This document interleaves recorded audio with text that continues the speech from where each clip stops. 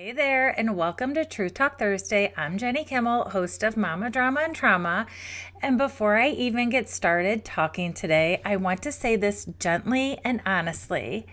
If the holidays feel heavy for you, if you feel emotional and you don't fully know why, you're doing all the things, but your heart isn't in it the way it used to be, you are not crazy, you are not broken, and you are absolutely not alone. This time of the year brings things to the surface that we spend the rest of the year trying to push down. And after betrayal, after divorce, after your family changes in ways you never chose, the holidays can feel unbearable. Not because you don't love your kids, not because you aren't grateful, not because you don't want joy, but because this season remembers things your heart is still trying to heal from. So today, I'm not here to motivate you. I'm not here to tell you to reframe it or look on the bright side. I'm not here to give you 5 tips to make the holidays easier. I'm just here to sit with you in the truth of it, because sometimes the most healing thing isn't advice, it's just being seen. Why holidays hurt so much after betrayal. There's something about the holidays that hurts in a way nothing else does. You can get through most of the year by staying busy. You can focus on work. You can focus on your kids. You can distract yourself with routines and responsibilities. But the holidays slow everything down. They create space, they create silence, they create memories. And after betrayal, memory is not neutral. The holidays don't just remind you of what you had, they remind you of who you were. They remind you of the version of yourself who believed, the version of yourself who felt safe inside her family, the version of yourself who never imagined her life would look like this. You remember the last Christmas before everything broke, and even if you didn't know it at the time, your body remembers it now. It remembers who was there. It remembers the hope you still had. It remembers how different everything felt. And now you're standing in the same season with a completely different reality. Same calendar, same decorations, same song, different life. And that contrast is brutal. People talk about missing their ex or missing the relationship, but for a lot of us, that's not even the hardest part. The hardest part is missing yourself. Missing the woman who didn't carry all of this weight. Missing the woman who didn't have to calculate her emotional capacity. Missing the woman who didn't brace herself every time a holiday approached. Betrayal doesn't just end a relationship, it fractures your sense of safety, and the holidays poke at that fracture over and over again. You see other families together, you hear talk of traditions, you feel the pressure to be joyful, and meanwhile, your nervous system is saying something isn't right, something changed, something was lost. And that doesn't make you negative. That makes you human. After betrayal, your body learns a new language, one of vigilance, protection, and restraint. So when the holidays arrive, your heart doesn't leap forward the way it used to. It pulls back. Not because you don't want joy, but because joy doesn't feel safe the way it once did. And that's something people don't talk about enough. They talk about the heartbreak, they talk about the anger, they talk about rebuilding, but they don't talk about how betrayal changes seasons, how it changes the way December feels in your body, how it changes the way Christmas morning lands, how it changes the way you move through a house that remembers everything. Because holidays aren't just events, they're emotional timestamps. They remind you of who stood next to you. They remind you of who helped build those traditions. They remind you of a future you thought was guaranteed. And when that future disappears, the holidays don't disappear with it. They stay, and they ask you to show up anyway. That's why this time of the year feels so exhausting. You're not just decorating, you're remembering. You're not just celebrating, you're grieving. You're not just moving forward, you're carrying a before and an after at the same time. And if you feel like you're doing the holidays wrong now, if you feel less excited, if you feel more emotional, if you feel like you're surviving instead of celebrating, please hear this. That doesn't mean you're failing. It means you went through something that changed you. It means your heart learned something painful and is still trying to protect itself. And that is not weakness, that is survival. If this season feels heavy for you, you're not alone in that, not even close. So many people are walking through December with this quiet ache in their chest, wondering why they feel this way and thinking they're the only one. You're not. And today, I just wanted to say that out loud. When decorating stops being joy and starts being survival. I want to talk about decorating because people think this is a small thing. They think it's about lights or ornaments or how festive your house looks. But after betrayal, decorating isn't small at all. Decorating becomes an emotional labor. Before everything happened, decorating used to be easy. It was automatic. It was something I looked forward to. I didn't have to think about it. I just did it. I'd pull out the bins. I'd change things out seasonally. I'd decorate for Halloween, Valentine's Day, St. Patrick's Day, not because I had to, but because it brought me joy. Because it made the house feel alive. Because it made the seasons feel special.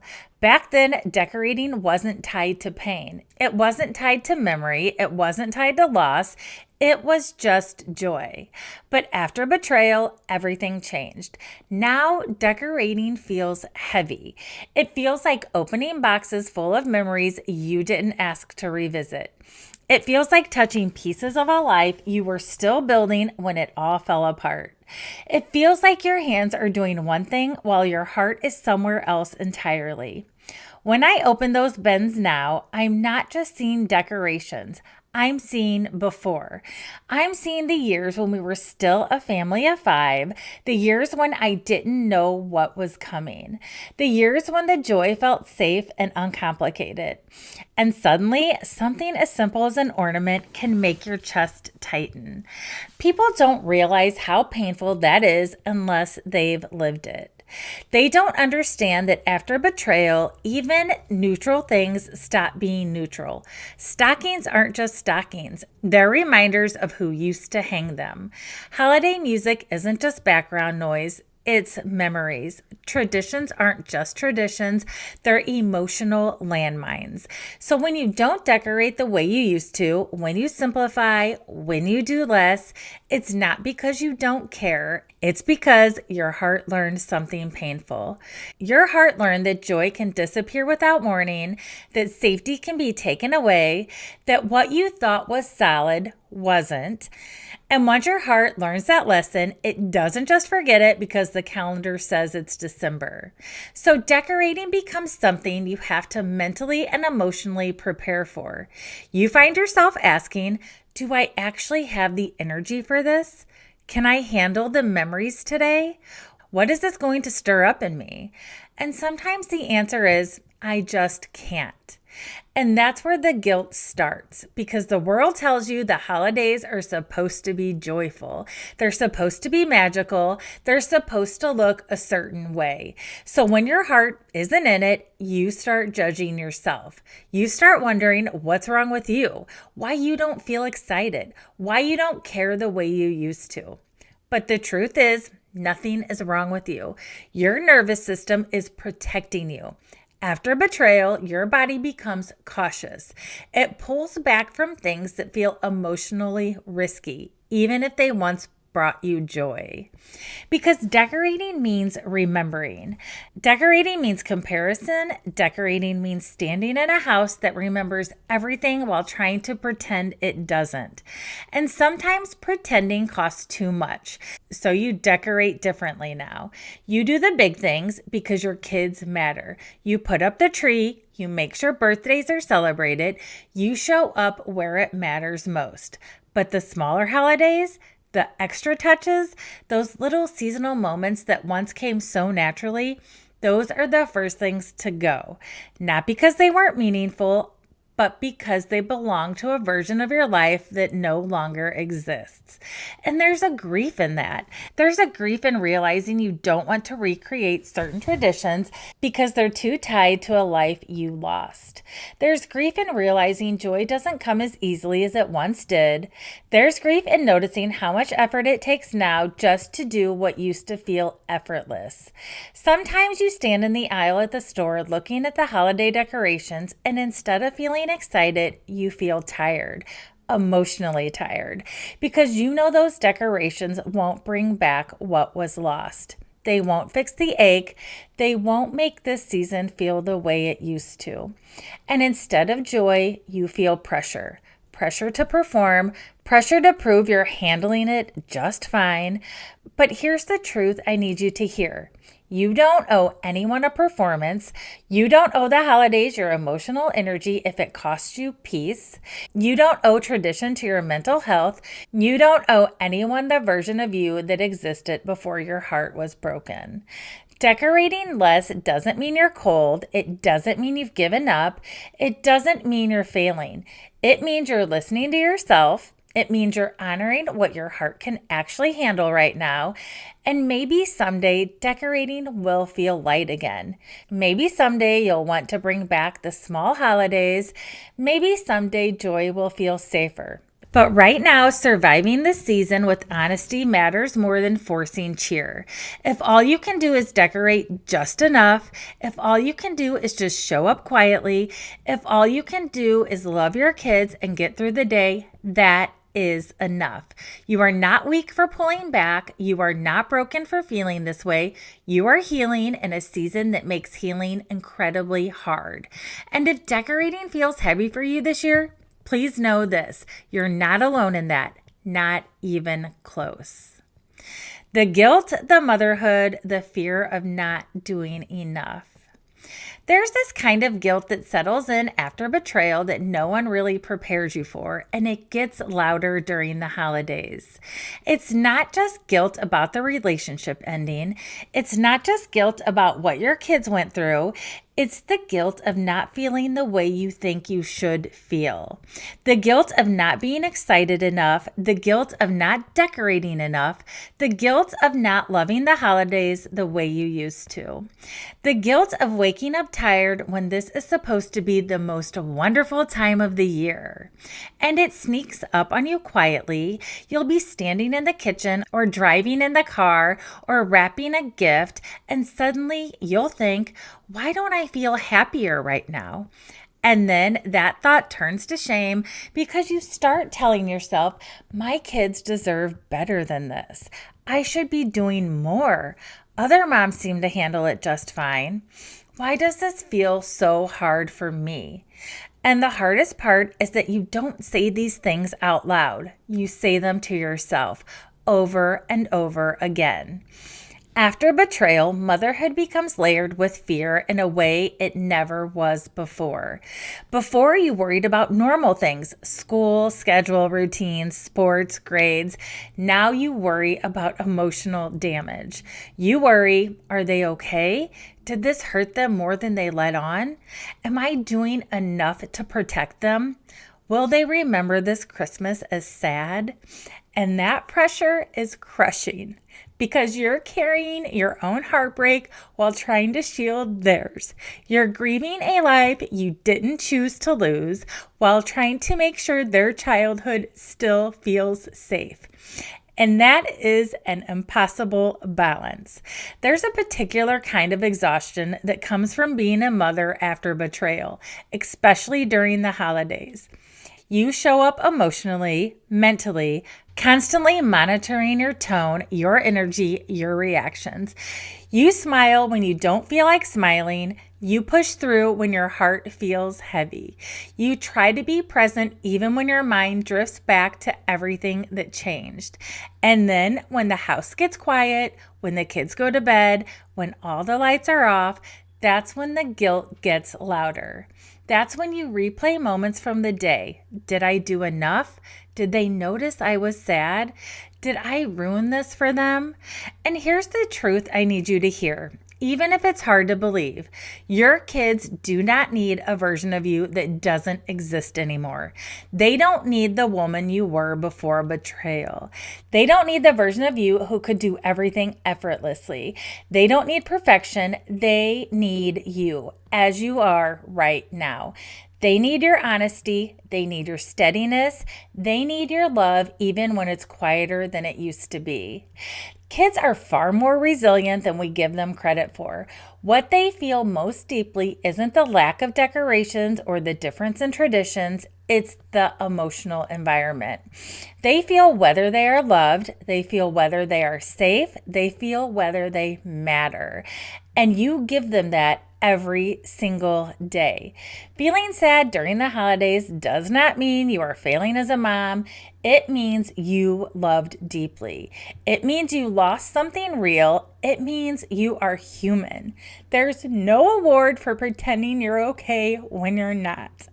There's no prize for pushing yourself past your emotional limits. Healing doesn't ask you to sacrifice yourself for appearances, and yet so many of us try to. We try to power through for our kids. We try to recreate magic while our hearts are breaking. We try to be strong in a way that actually disconnects us from ourselves. And then we wonder why we're exhausted. Motherhood after betrayal isn't about being everything all the time. It's about choosing where your energy goes. It's about doing what matters most, not everything. It's about allowing your kids to see a version of you who is real, not perfect. Because one day they won't remember how many decorations were up. They'll remember that you were there, that you listened, that you loved them, that you showed up even when it was hard. And maybe someday they'll understand the weight you were carrying and how you kept going anyway. If you're listening to this and feeling overwhelmed by guilt this holiday season, if you're constantly wondering if you're doing enough, if you feel like you're failing because you don't feel joyful, please hear this clearly. You're not failing. You are parenting through grief. You are mothering through heartbreak. You are doing something incredibly hard in a season that makes it even harder. And the fact that you're worried about doing enough, that alone tells me how deeply you love your kids, and that matters more than anything else. When your family shrinks and the holidays make it impossible to ignore. This is one of the hardest truths to say out loud, especially during the holidays. Your family is smaller now. Not because you wanted it to be, not because you chose it, not because you failed, but because someone else made a decision that permanently changed the shape of your life. And the holidays have a brutal way of putting that right in front of you. You can ignore it most of the year. You can adapt. You can adjust schedules and routines and expectations. But when the holidays come, everything slows down and suddenly the absence is louder. It shows up in places you didn't expect, at the table, in the photos, in the traditions that don't quite fit anymore. In the moments where you instinctively reach for something that no longer exists. And no one really prepares you for that. People talk about divorce like it's just paperwork or logistics or custody schedules. They don't talk about what happens to your sense of family. They don't talk about how disorienting it is to go from being a family of 5 to a family of 4 or whatever number your life becomes. They don't talk about how it feels to look around during the holidays and realize the picture in your head no longer matches the room you're standing in. There's a grief in this realization. Deep grief. And what makes it even harder is that it's layered with guilt because you think, I should be grateful for what I still have. I should focus on my kids. I should be happy we're all okay. And you are grateful and you do love your kids fiercely and you are doing your best. But grief doesn't cancel itself out just because gratitude exists. You can be thankful and heartbroken at the same time. You can love the family you have and mourn the family you lost. Both things can be true. When your family shrinks, the holidays become a mirror. They reflect who stayed, who left, what was lost, and what remains. And sometimes that reflection hurts more than the loss itself.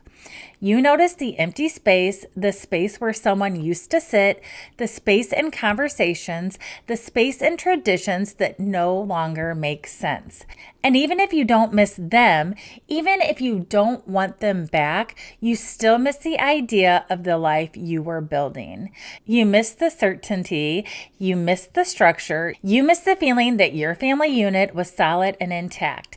And the holidays poke at that wound in a subtle way. You notice it when people ask, "What are you doing for Christmas?" And you hesitate, not because you don't have plans, but because the plans don't look the way they used to.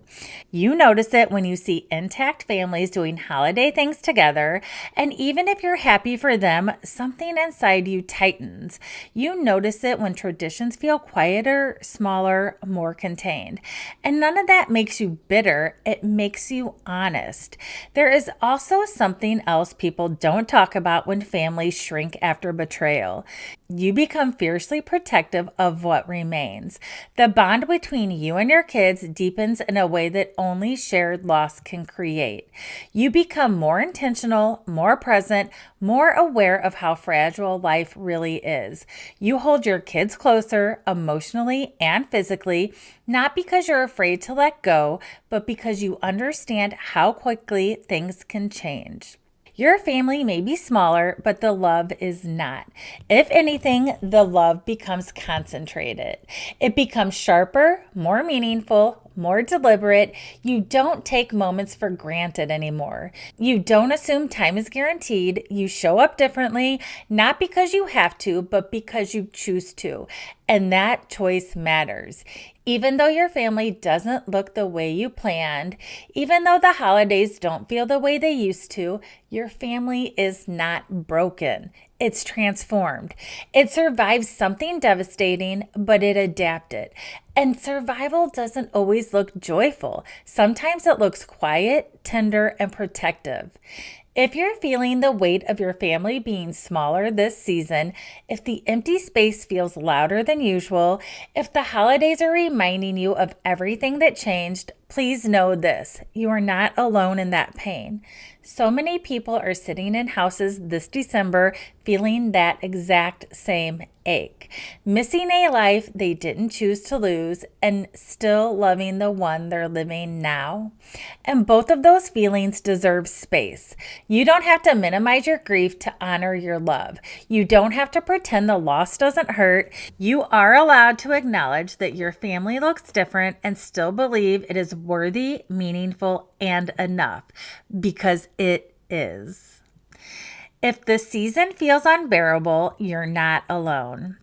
If this season feels heavy for you, if you've been holding it together all year and suddenly December hit and everything feels closer to the surface, if you find yourself crying in quiet moments or feeling disconnected even when you're surrounded by people, I want you to hear this clearly. You are not alone, and there is nothing wrong with you. This time of the year asks so much of people who are already carrying grief. It asks you to be joyful when you're still healing. It asks you to celebrate when you're still processing loss. It asks you to smile when your heart is tired. And that's a lot, especially after betrayal, especially after divorce, especially after your life changed in a way you didn't choose. For many people, the holidays aren't about celebration anymore. They're about endurance.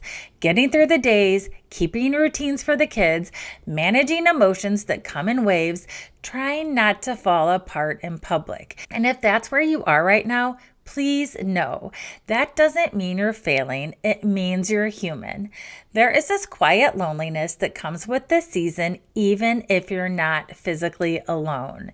It's the loneliness of realizing your life doesn't look the way you thought it would by now. The loneliness of missing the version of yourself that existed before everything broke. The loneliness of feeling like no one really understands how hard it is unless they've lived it. You might feel disconnected from people who haven't experienced betrayal. You might feel out of sync with the joy around you. You might feel like you're on the outside looking in. That isolation can feel suffocating, but I want you to know something very important. There are so many people sitting in their homes this holiday season feeling exactly what you're feeling, wondering if they're the only one struggling, the only one hurting, the only one who doesn't feel festive. You're not, and they're not either. You're a part of a quiet group of people who are surviving something deeply painful during a season that tells you to pretend everything is fine. And surviving counts. If all you can do this year is show up for your kids, feed them, love them, and get through the day, that is enough. If you don't have the energy for traditions, that's okay. If your heart feels numb at times, that's okay. If you need to take a step back from social gatherings, that's okay. If you need to cry, that's okay too. If you need to sit in silence, that's okay. You don't owe anyone cheer. You don't owe the holidays a version of you that doesn't exist right now. Healing doesn't move on a schedule and grief doesn't follow a calendar. And just because it's Christmas doesn't mean you have to be okay. Maybe this season isn't about joy. Maybe it's about gentleness. Maybe it's about protecting your heart. Maybe it's about giving yourself permission to feel exactly what you feel without judging it. And maybe, just maybe, the most important thing you can do this holiday season is remind yourself that you're still here. You made it through something that shattered your world, and you're still standing, you're still loving, you're still trying, and that matters. Even if this Christmas looks different, even if it hurts more than you expected, even if you're counting down the days until it's over. There will be other seasons, there will be other holidays, and someday, not today, not tomorrow, but someday, this season won't hurt the way it does right now. The ache will soften, the grief will become quieter, the joy will return in a new form, but right now, you don't have to rush toward the future. Right now, it's enough to survive this moment with honesty. So if you're listening to this and feeling like you're barely holding it together, please know this. You are seen, you are understood, you are not alone, and you don't have to carry this season by yourself. If this conversation stirred things up for you, if it brought tears or heaviness or memories you weren't expecting, like it kind of did for me a couple times in this episode, please know that's okay. This season tends to do that. And if Christmas or the holidays in general feel hard for you this year, I want you to hear this one more time. You are not alone. Not in your sadness, not in your grief, not in your exhaustion, not in the quiet moments where you feel like everyone else is celebrating and you're just trying to get through. There are so many people walking through this season carrying stories just like yours. Stories of loss, betrayal, divorce, change, and survival, even if you can't see them. You don't have to force joy. You don't have to pretend you're okay. You don't have to make the season look a certain way to prove anything to anyone. Showing up as you are is enough.